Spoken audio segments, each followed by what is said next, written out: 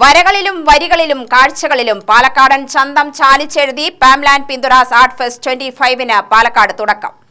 മലയാള Manorama assistant editor Jayan ശിവപുരത്തിന്റെയും artist Arjun മാറോളിയുടെയും പെയിന്റിങ്ങുകളുമായി കോസ്മോപൊളിറ്റൻ ക്ലബ്ബിൽ പാലക്കാട് പ്രസ് ക്ലബ്ബിൽ സംഘടിപ്പിക്കുന്ന ഫെസ്റ്റിന്റെ ആദ്യ ദിവസത്തിലെ സാംസ്കാരിക സായാഹ്നം രാഹുൽ മാങ്കൂട്ടത്തിൽ MLA ഉദ്ഘാടനം ചെയ്തു. ഞാൻ മനസ്സിലാക്കിയത് പാലക്കാടിന്റെ വിവിധ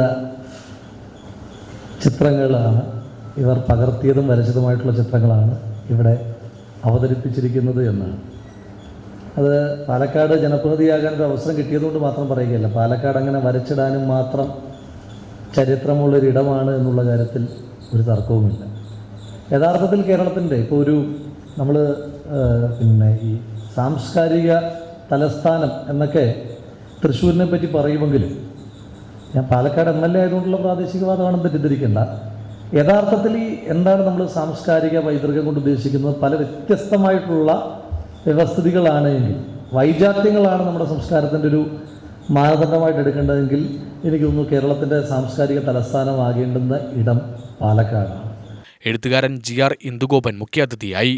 മലയാള Manorama senior coordinating editor Suresh Hariharan അധ്യക്ഷനായി. Press club president Noble Jose, MA ply foundation chairman Nikhil Kodiyathur, cosmopolitan club president K Pankajakshan, international water colour society സംസ്ഥാന coordinator T Sabarigirish, press club executive അംഗം രമേശ് എഴുത്തച്ഛൻ തുടങ്ങിയവർ പ്രസംഗിച്ചു. ഫെസ്റ്റിന്റെ ആദ്യ ദിവസത്തെ രാഗാർദ്രമാക്കി ശാന്തിപ്രിയയുടെ ബാവുൾ സംഗീതം അരങ്ങിലെത്തി. UTV news, Palakkad.